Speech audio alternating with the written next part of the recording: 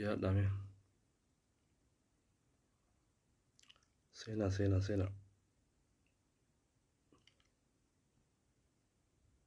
Olba.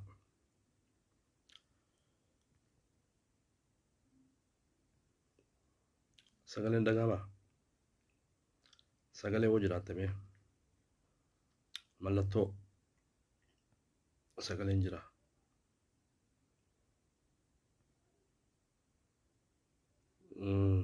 Yaadda. Namni yaada qabdanillee yaada isiniif kan innaan carraa.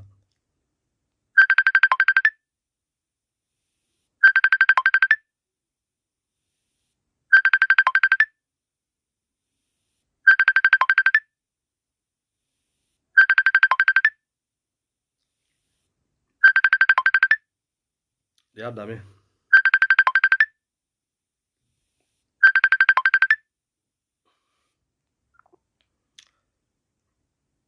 Yaadda. Dhimmi irra dubbachuu deemu dhimma ijoodha. Waan akkaan barbaachisaati. Kanaaf yaadda.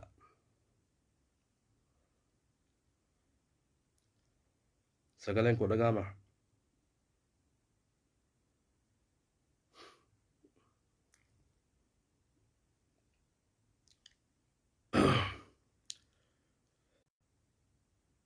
Sagaleen jira.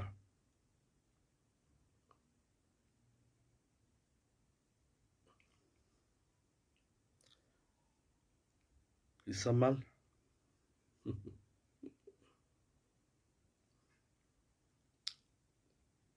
Namni keenya kun beektaa. Isammal hojaan isammal jaa. Sagaleen koo jira dhagama hojaan. Waan ofii kana sii galtee dafnee deebisuu irratti rakkoo qabnaa. Kanaaf dhiyaadha. Beektaa meeshaan lolaa jabduun, meeshaan waraanaa jabduun,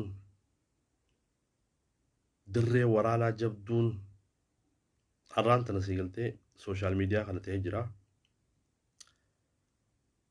Kanaaf namni keenya sooshaal miidiyaa kanaa fi adeemsa sooshaal miidiyaa kanarra jiruu fi sooshaal miidiyaa kanatti saba kanaaf akkamitti sagalee taana kan jiru irratti irra guddaa namni keenya ammallee hanqam takka if boodatti hafnee akka jirru beekuutu barbaachisa dhugaa dubbachuudhaaf. Kanuma silkii qabateetuma bakka tanaan sii galtee sheer godhanillee kan beeknee jira namni keenya. Kanaaf baruun barbaachisa. Dirreen qabsoo dirreen sii galtee saba kanaaf sagalee itti taatu sooshaal miidiyaan kun bakka guddaa qaba. Waan amma deemaa jiru rakkoo biyya teenya keessa deemaa jiru rakkoo saba keenya irra deemaa jiru bakki itti sii galtee odeeffannoo irraa argattu sooshaal miidiyaadha. Saba biraa yookaan laalu taate warra nafxanyaa kana yookaan laalu taate yeroo namni saba Oromootiif sagalee ta'uu isaan ol baaniiti nama Oromoos gubbaa darbanii jechuudha. Akka saba kanaaf hin dubbanne as gubbaa darban. Nuti garuu nuuf hin galle akka saba keenyaatti namni keenya sii galtee itti fayyadama sooshaal miidiyaatii fi wooma sii galtee teknooloojii tana irraa fagoo. Qabiyya keessa jiru qabiyya keessaanuma gabrummaa dhamaasee karaa deemu wallaalee waan godhu wallaalee. Kan biyya alaa jiru irra guddaan sii galtee warra gatiin sooshaal miidiyaa gatiin sii galtee sooshaal miidiyaa irratti qabsoon sooshaal miidiyaa irra gaggeeffamtu kan beekne irra guddaan kan beekne dhugaa dubbachuudhaaf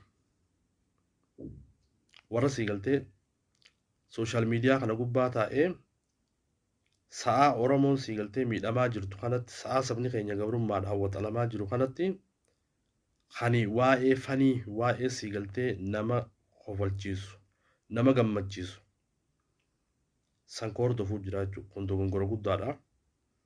Akka sabaatti akka dhala Oromootti qabsoon sii galtee hidhannoo akkuma jirtu tahee sooshaal miidiyaa kana bakka guddaa qabaa jechuudha.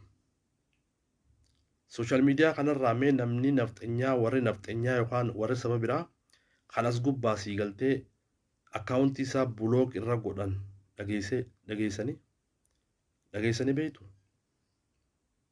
Fakkeenyaaf warra TPLF warra Tigiree kana sii galtee isaan kun waan fadhan poostii godhanillee irratti hin cufan because maali beekta ummanni kun qindoomina qaba namni sii galtee sagalee saba isaaniitii ta'uu yookaan miidhamu taate warra sooshaal miidiyaa warra feesbuukii kana hundaa'uu sii galtee miidhama isaaniitii fi rakkoo uummata isaaniirra jirtu ibsachaatiti sagaleen isaanii akka dhaga'amu godhaa jiranii jechuudha.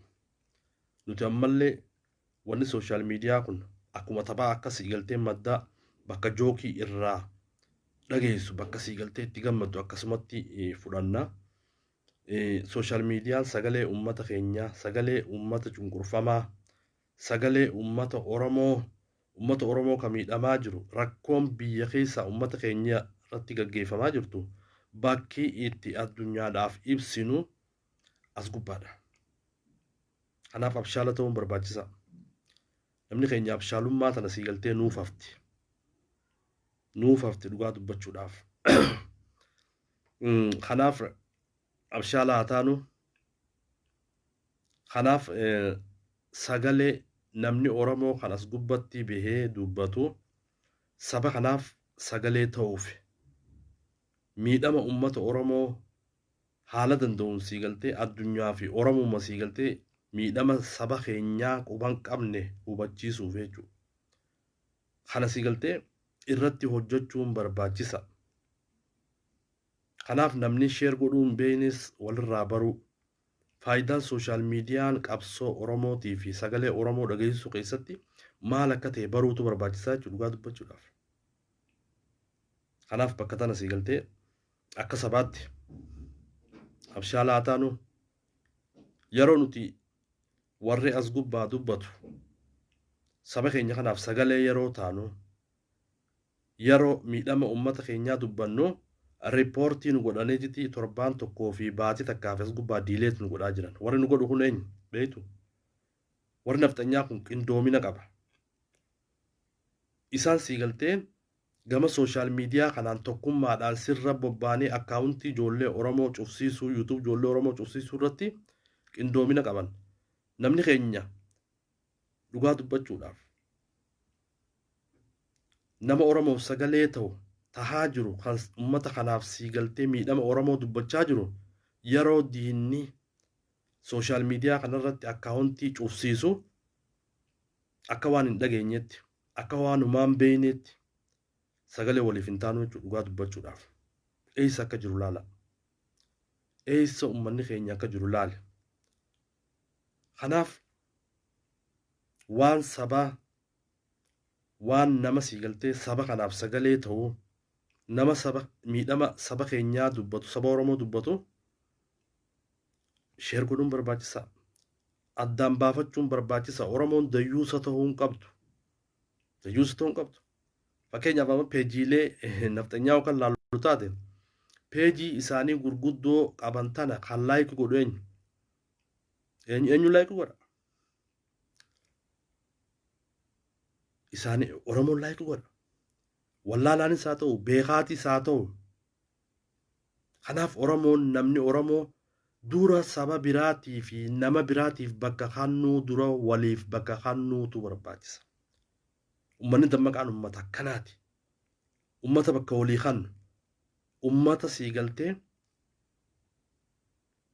namni kiyya kun sirriirra jira. Sagaleen ta'uufi qaba. Yoo namni Oromoo dogongorataatellee wal kaasuu wal jajjabeessuun barbaachisa. Aadaa akkasiin qaba. Aadaa amba guddisuu qabna. Kanaaf wanni kun nurraa hafuu qaba. Qabsoon sii galtee hidhannoo akka Oromootti tokkoffaadha. Qabsoon sooshaal miidiyaa irratti saba kanaaf sagalee ta'uu miidhama Oromoo addunyaa beeksisuu sooshaal miidiyaan qabsoo Oromoo keessatti isa lammaffaadha. Kan Oromoon beekuu qabaa jechuudha. Kanuma amma sooshaal miidiyaa kana gubba bee waan takka osoo addaan hin baafan as gubba rafee adeemu sedduu jira jechuudha. Hawaan jiru haala jiru sooshaal miidiyaa kanarraa osoo nu banne feesbuukii kana seenee asuma gubbaa rafee osoo humaa takka addaan hin baafanne haga nama haasawa nama gaafatu hedduu jira. Kanaaf abshaala ta'uun barbaachisaadha. Abshaala haa taanu namni dhugaan oromummaan itti dhagahamtu, namni dhugaan sabummaan itti dhagahamtu, namni dhugaan quuqama oromummaa qabu nama ofiitiif laalachuun barbaachisaadha. Oromoodhaaf sagalee ta'uun barbaachisaadha. Nama ofii kabajuu wal kabajuun bakka walii kennuun barbaachisa. Kana siigaltee dammaqinaan itti deemuutu barbaachisa. Kanaaf gama kanaan hanqanumaan jechuu barbaada. Kanaaf gaa assalaamu alaikum warahmatullahi wabarakatuh. Ashama harka fuune akkam jirtan hordoftoota kabajamtoota ijoollee Oromoo qaqqaalii baga nagaan dhuftan. Arrabeeta ajandaan ani qabadhee dhufe san durallee waan hin qabu takkaa jira. Akkuma dhiyootan irraa dubbachaa jirutti dhiyootan irraa hin dubbachaa jira waa'ee siigaltee manguddoo Oromoo tan ijoollee Oromoo qabsoo keessatti eebbisuu dhiiftee qabsoo ilaarra amata dila kana amata 27 fi 28 manguddoon Oromoo teenya ta'ee zaabbattu taarraan tana deemtee siigaltee laffaatii amata 27 dagattee makiinaa argachuudhaaf kondominiyeem argachuudhaaf makiinaallee siigaltee makiinaa caccabxuu tadhiibanii kaasan argachuudhaaf warri biyyatti galee fakkeenyaaf goollicha dheengee wajjiinis wal qabatee arraan tana wanni shirri irratti deemaa jiru wanni eessarratti raawwatamuu deemu ajandaan guddaan nafxanyaan qabattee deemu jirtu ajandaa isaati jechuudha. Kanaaf namni Oromoo gane namni ummata miskiina kana gane namni qabsoo Oromoo tan hayyoonni Oromoo qabsaawaan Oromoo irra dhume tana namni gane booddeen isaa qaalitti arraan tana saba kanaan balleessaa qabsoo Oromootiin balleessa jettee biyya galte. Arraan tana si balleessuudhaaf qophiin xumuramaa jira. Si balleessuudhaaf si hidhuudhaaf nafxanyaan sirra dalagaa jirti. Kanaaf saba Oromoo ganuun akkana nama gooti. Miidhaa ummata kanaa fadhuun akkana nama gooti. Faayidaa ofiitiif qabsaa'uun akkana nama gooti. Silaa faayidaa sabaatiif qabsooyte kabajaa kaleessa siigaltee qabsoo Oromoo tana keessatti gaggeessite san silaa kabajaadhaan teesse arraan tana Oromoo biratti kabajaa guddaa qabda. Arraan tana silaa amaarri sittiin taphatu, nafxanyaan sittiin taphatu. Qabsoo Oromootii fi ummata Oromootiif kabajaa dhabdee ummata Oromootiif qabsoo Oromoo diiguudhaaf arraan tana deemtee waa iccitii qabsoo Oromootiin baasa jettee biyya galteeti haalli biraa sirra raawwatamuudhaaf qophiin xumuramaa jira. Kana kan godhe haqa Oromooti. Namni Oromoo gane namni Oromoo garagalee dachii fi samiilleen itti garagalaa jirti. Hin milkooytu jechuudha. Kun kanumaan jechuu barbaada. Kanaaf abbummaan siigaltee warri shiraa warri qabsoo Oromoo tana diiguu irratti warri nafxanyaawee warri nafxanyummaa fudhatee Oromummaa balleessuuf Itoophiyummaa dagaagsuudhaaf warri gama adda bilisummaa Oromootiinis adda bilisummaa Oromoo balleessuudhaaf warri mootummaa jala galtan yeroon teessan dhumattee jirti. Nafxanyaan siigaltee isinirra dalagaa jirti. Yeroo gabaabduu keessatti akka isin siigaltee tarkaanfii isinirra fudhatan dhaadachaa jiran hayni Oromoo akkana bahaa jira jechuudha. Kun waan ajaa'ibaati. Kanaaf warri saba kana ganuudhaaf saba Oromoo gamtee kondominiyeemii fi makiinaa caccabxuu fudhachuudhaaf warri qophii godhaa jirtan kana irraa bara. Kana irraa baruun barbaachisaadha jechuudha. Kana kanumaan jechuu barbaada. Gama ajandaa kiyyaatiin fulbana 26 bara 2014 maaltu raawwatamuu deema? Mootummaan Itoophiyaa mootummaa ijaaruuf deemti.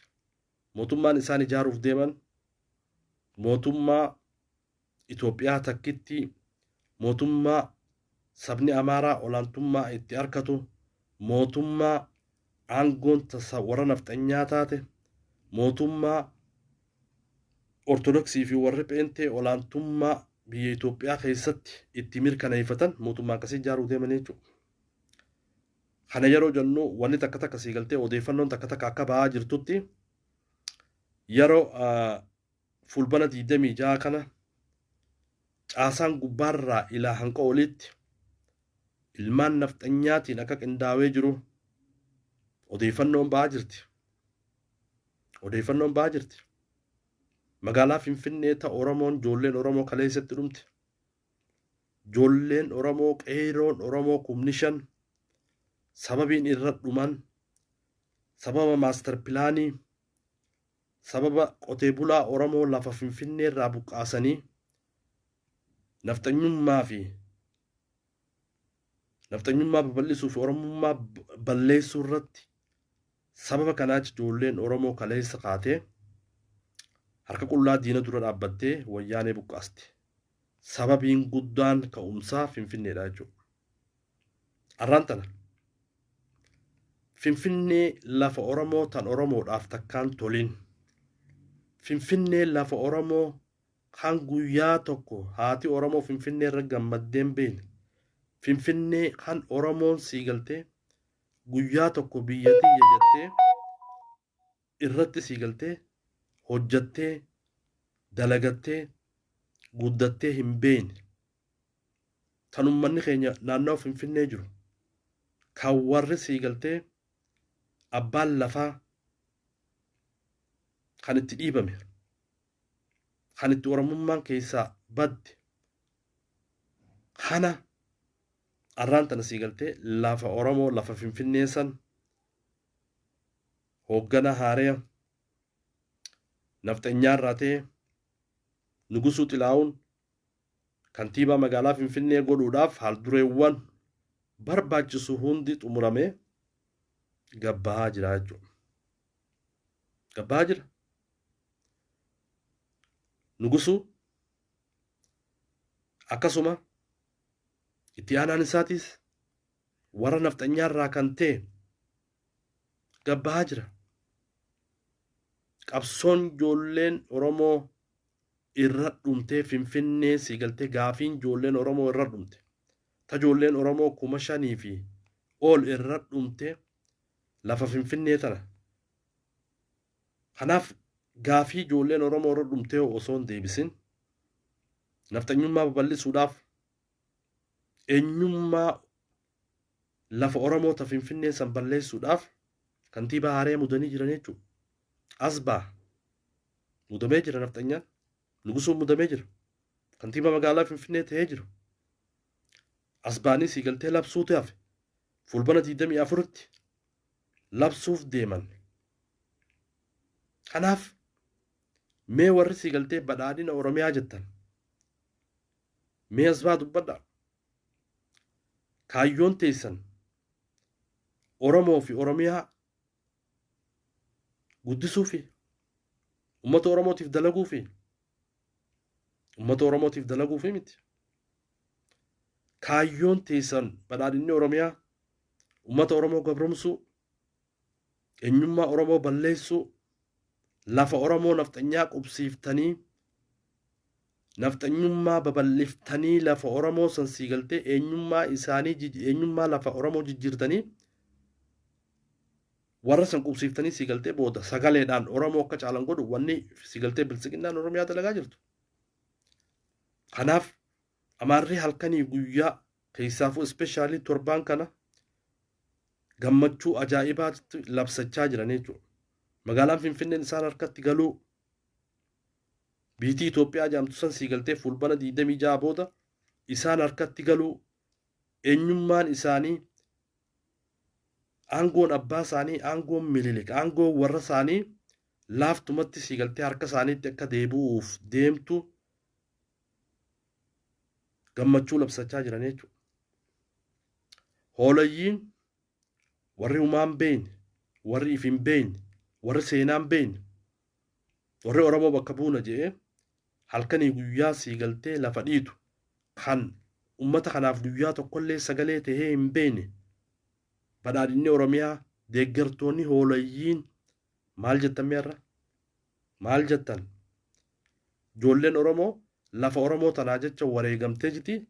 Arraan tan isin hoolayyii kana aangoo irratti wanni isin guursise wanni mootummaa tana mootummaa wayyaanee itti cabsise lafa Finfinnee tanaa jecha. Arraan tan lafa Finfinnee nafxanyummaan bakka bu'amtee Oromoo hanqa naannawa Finfinnee keessa jiru qotee bulaa Oromoo miskiinota Oromoo Nugusuu Xilaawun kantiibaa magaalaa Finfinnee godhanii balleessuudhaaf qophiin xumuramaa jira. Qophiin xumuramaa jira. Kanaaf isimmee warri deeggartootaa fi hooggantoonni badhaadhina Oromiyaa jettan faayidaan teessan tanaa uummata Oromootiif dalaydee uummata Oromoo buqqaasuudha. Uummata Oromoo buqqaasuudha. Oromummaa balleessuudhaan kaayyoon ta'e Oromoo fi Oromiyaa balleessu. Kanaaf mootummaan biltsiginnaa tan Oromummaa balleessuudhaan Itoophiyummaa dagaagsuu irratti hojjechaa jirtu Itoophiyaammaa nafxanyaan feetu san fulbana 26 booda labsachuudhaaf haal dureewwan barbaachisu hunda xumuranii jiranii jechuudha. Akkasuma akka odeeffannoon takka takka ba'aa jirtutti ministeeronni akkuma jirutti ilmaan nafxanyaa akka ta'e mirkanaawaa jira. Daani'el Kibrat ministeera aadaa fi turizimii federaalaa godhanii muudanii jiranii jechuudha. Daani'el Kibrat kan jibbaa sabaaf sablammootatiin guutame, kan jibbaa islaamummaatiin guutame, kan silaa danda'amtee fi uummata islaamaa Itoophiyaa keessaa balleessuu barbaadu, kan silaa danda'amtee fi uummata Oromoo kaartaa Itoophiyaa irraa balleessuu barbaadu, kan jibbaa sabaaf sablammootatiin guutame, kan sabaaf sablammoota xiqqeessuudhaan rikardii qabu, kan sigaltee nafxanyummaa warra isaanii deebisuudhaaf halkanii fi guyyaa hojjechaa jiru ministeera aadaa fi turizimii godhanii ministeera aadaa fi turizimii godhuudhaaf haal dureewwan xumuramanii jiran jechuudha. Kana hunoo faayidaan sigaltee badhaadhinni Oromiyaa kana ummata guyyaa tokkollee sigaltee wanni deemu jirutu hin galleef ummata akka hooleyyii yaadu ummata faayidaan qabne ummata Oromoo ajjeesuu malee ummata kanaaf guyyaa tokkollee sagalee hin taane ummata kanaa jira. Kana akkasuma sigaltee fulbana 26tti naannoo irraa eegale naannoo fulbana 24tti 26tti mootummaa ijaaruudhaaf haal dureewwan fixanii jiran jechuudha, muramanii jiran jechuudha. Kana yeroo jennu warra sigaltee sadarkaa ministeeraattis warri Oromoo keessaa ol baasan warri isaan qopheeffatan warra Oromummaa hin qabne warra Oromiyaa keessa guddatee afaan Oromoo beeku kan sigaltee buna guuruudhaaf Wallagga dhufe kan sigaltee warri isaanii hadhaadhaaf Shawaa keessa dhufe kan warri isaanii beelaan sigaltee Arsii keessa dhufe warra akkasiisanii ministeera godhuudhaaf haal dureewwan xumuranii jiran jechuudha. Akka Alamuu Simee fa'aa. Alamuu Simee ministeera waraanaati. Alamuu Simee ministeera waraanaa mootummaa nafxanyaa haaree dhufaa jirtuutu jechuudha. Kun sigaltee Alamuu Simee nama Oromoo balleessuudhaaf halkanii fi guyyaa hojjechaa jiru. Nama Oromummaa balleessuudhaaf sagantaa bal'oo qabu. Nama Itoophiyaa mililiksan deebisuudhaaf halkanii guyyaa hojjechaa jiru. Warra kanaa kana sigaltee warra kanaa kana mootummaa haaree keessatti ministeera waraanaa godhanii qopheeffachaa jiranii jechuudha.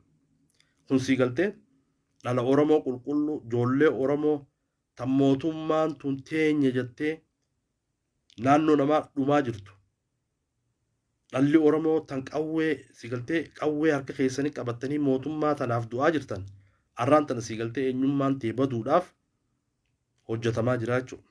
Ati ammoo qawwee fuutee jiti mootummaa nafxeenyummaa deebisu jiru tanaaf du'aa jirta. Qaanyii guddaadha kun. Waan akka malee nama dhagaamaati. Akkasuma gama Oromiyaa irraa Addisuu Araggaa ministeera informationiiti. Mootummaa haaree dhufaa jirtu tana keessa mootummaa nafxeenyaa dhufaa jirtu tana keessatti ministeera informationiiti jechuudha. Addisuu Araggaa nama dhiiga Oromoo hin qabne nama Oromummaa balleessuudhaaf halkanii guyyaa hojjechaa jiru nama siigaltee Oromiyaa keessa dhalate kan warri isaanii beelaan siigaltee shawaa tana keessa dhufe warra Oromoo fakkaatu warra afaan Oromoo beeku warra akkanaa kana mootummaa dhufuu jirtu tana keessatti mootummaa nafxeenyaa dhufuu jirtu keessatti warra akkanaa kana sadarkaa ministeeraattis mudanii Itoophiyaa minilki Itoophiyaa nafxeenyaan irraa awwaattu Itoophiyaa Oromummaan keessa baddu Itoophiyaa eenyummaan Oromummaatii fi Oromiyaan keessa baddu jaaruudhaaf halkanii guyyaa siigaltee guyyaa fulbana 26 eeggachaa jiran jechuudha. Kana siigaltee uummanni keenya dammaqee kaanii qabsaa'uutu barbaachisa. Uummanni Oromoo uummanni sabaa sablammootaa qabsaa'uutu barbaachisa. Akkasuma caasaaleen sadarkaa ministeeraatti isaan qopheessan akka jirtu gubbaarraa eegalee ilaa hanqa oliitti ilmaan nafxeenyaatiin waan guutame. Fakkeenyaaf Shimallis Abdiisaa kan guyyaa tokko uummata Oromoo kanaaf sagalee tahee hin beekne kan eenyummaa Oromummaa balleessuudhaaf nafxeenyaa wajjiin halkanii guyyaa dhaabbatee hojjechaa jiru kani sirna mililiksan deebisuudhaaf meeshaa yookaan meeshaa abiyyii tahee hojjechaa jiru ministeera galii tahee mootummaa nafxeenyaa haaree dhufaa jirtu keessatti akka hojjetuuf saayini godhanii jiran jechuudha. Shuuf mee laal mootummaa isaan jaaruu deeman laal mootummaa akkam jaaruu deeman mootummaa Oromummaa balleessuu deemtu mootummaa Oromiyaa balleessuu deemtu kana jaaruu deeman akkasuma yoo kan laaltu taate pirezidaantii Oromiyaa jaanii kun siigaltee amma pirezidaantii Oromiyaa wanni jaan kun hanqa siigaltee paarlaamaan kun gad dhaabbatee yeroof jechuudha. Yeroo fi Oromiyaa fi pirezidaantii naannoo Somaalee maarree jaanii fafakkeessuudhaaf kana godhan jechuudha. Akka isaan fafakkeessuuf yaadanitti pirezidaantii naannoo Oromiyaa ta'uudhaan namni siigaltee qopheeffatan Adaanech Abibee Adaanech nama siigaltee dhiiga Hacaaluu Hundeessaa awwaaluudhaan gita hin qabne nama Oromummaa balleessuudhaan halkanii guyyaa hojjechaa jirtu tan haqa Oromoo dhoysaa jirtu tan nafxeenyummaa Abiyyoo wajjin dagaagsaa jirtu warra siigaltee Oromoo fakkaatu warra keessoon isaanii nafxeenyaa warra akkanaa warra akka Adaanech fanama pirezidaantii Oromiyaa godhanii yeroodhaaf godhanii ichi booda yeroo mootummaan lafa gad dhaabbatte akka awraajja akka godina tokkootti akka godinaatti Adaanech akka godina siigaltee sanitti akka bulchitu godhuudhaaf haaldureewwan barbaachisu hundi xumuramee jira jechuudha. Kanaaf warri nafxeenyaa halkanii guyyaa lafa dhiitaa jiran. Fulbanni 26 guyyaa mootummaa minilki itti dhaabbattu jaanii dhaadachaa jiran jechuudha. Guyyaa sirni minilki itti deebi'u guyyaa Amaarri injifannoo itti arkatee biyya Itoophiyaa jaamtu san itti bulchuu deemu jechuudhaan miidiyaan nafxeenyaa halkanii fi guyyaa irraa dubbachaa jira. Osuma siigaltee warri nafxeenyaa kun halkanii guyyaa sirna keenya san fulbana 26tti deebifachuudhaaf dalagaa jirra osuma jaanii dhalli Oromoo deemee siigaltee naannoo Amaaraa du'aa jira jechuudha. Kun qaanyiidha. Kana siigaltee Oromoon dammaqinaan waan shira siigaltee mootummaan tun Oromoo irra gaggeessuuf deemtu kana dammaqinaan firraa beekuutu barbaachisa. Nama dhibdi Oromoon tun. Ummata akkam akka ta'an nama dhibdi dhugaa dubbachuudha. Waan nama saalfachiisaa jechuudha. Nama saalfachiisa. Kanaaf fulbanni 26 guyyaa Oromummaan itti awwaalamtu, guyyaa Oromiyaan itti awwaalamtu, guyyaa sabaa sablammoonni itti awwaalamuu deeman, guyyaa eenyummaan sabaa sablammootaa itti baduu deemtu, guyyaa olaantummaan nafxanyaa itti mirkanaa'uu deemtu waan ta'eef sabaa sablammoonni Itoophiyaa, ummanni Oromoo qabsoo amma gaggeeffamaa jirtutti dabalamtee qabsoota itti fufuutu barbaachisaa jechuudha. Keessaafuu dhalli Oromoo. Keessaafuu namni aan Oromoodha ifin jiru. Keessaafuu namni hojjetaa mootummaa ta'e. Keessaafuu namni humna waraanaa ta'e kan dhala Oromoo ta'e. Kanaaf mootummaan tun mootummaa minilki deebisuudhaaf fulbana 26tti haal dureewwan xumurattee waan jirtuuf qabsoo bilisummaa Oromootti makama. Qabsoo teetiin makamii qabsoo tee itti fufe. Karaan siigaltee Oromoo baasu waraana bilisummaa Oromoo makamtee wareegama qaqqaalii kafaltee ummata Oromoo gabrummaa jalaa baaftee ummata Oromoo bilisummaa akka dhuunfatan akka harkatan godhuutu Oromoodhaaf siigaltee injifannoodha. Kana godhuudhaaf ijoolleen Oromoo qeeroon Oromoo osoo yeroo hin kannine gama qabsoo bilisummaa Oromootti makamuutu barbaachisaa dhugaa dubbachuudha. Osuma siigaltee nuti sooshaal miidiyaa kana gubbaadhaa namni Oromoo isinin lallabaa jiru. Lallabbiin namni Oromoo isinin lallabaa jiru waan akka taphaa isinif fakkaata. Osuma siigaltee isin akka qoosaa isinif fakkaatuuti mootummaan tun mootummaa sirna nafxanyaa san deebisuudhaaf hojjechaa jirti. Osuma siigaltee qabsoo Oromoo tanatti halkanii guyyaa isin yaamaa jiranii isin yaamaa jirru qoosaa isinif fakkaattee arraan tana wanni sirnii mililiksan isinitti gaddeebi'ee isin galaafachaa akka jiru argitanii jirtan. Argitanii jirtan. Mootummaan tun mootummaa nafxanyaati jechaa turan hayyoonni Oromoo. Uummanni keenya amanuu hin dandeenye. Mootummaa nafxanyaa ta'uu beeraawiin milikata. Beeraawiin milikata.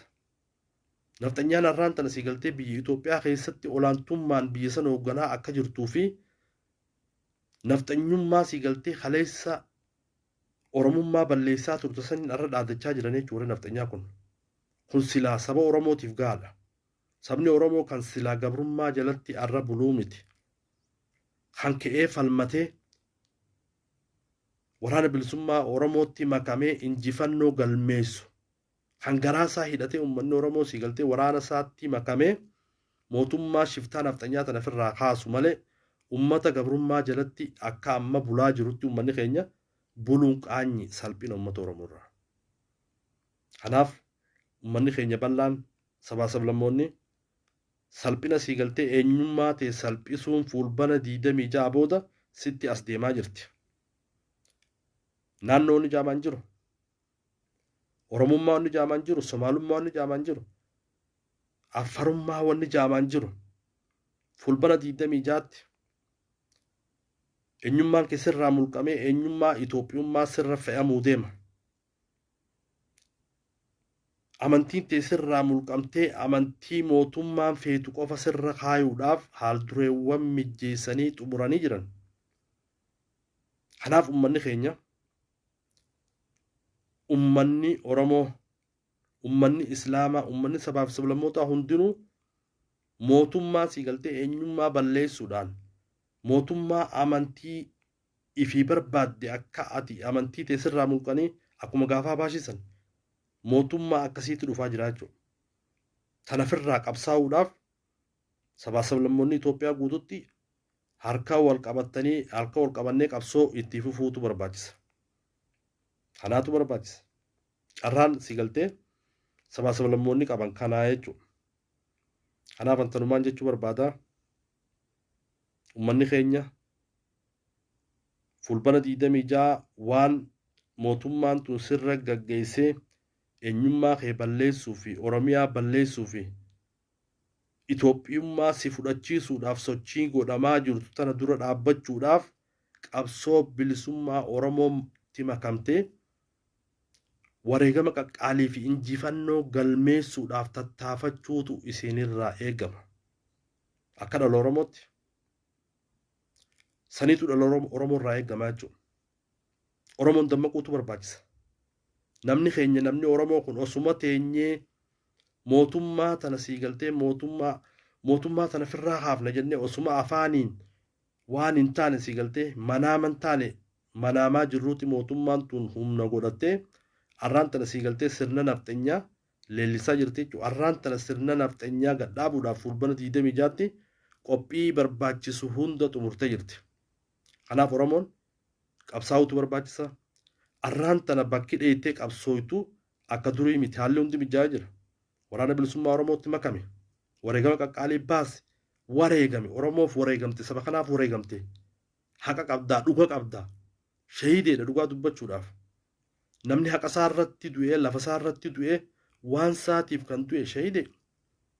Kanaaf uummanni keenya qabsoo amma eegalamtee qabsoo amma Oromoon gaggeessaa jirtu qabsoo waraanni bilisummaa Oromoo gaggeessaa jiru osoo yeroo hin kennine itti makamii qabsaawii injifannoo ta'e galmeeffadhu mootummaa nafxenyaa mootummaa miliktan sirra deebi'uu deemtu hongoysuutu barbaachisaa jechuudha. Kanumaan jechuu barbaada. Galatoomaa fayyaadaa injifannoo uummata Oromoo.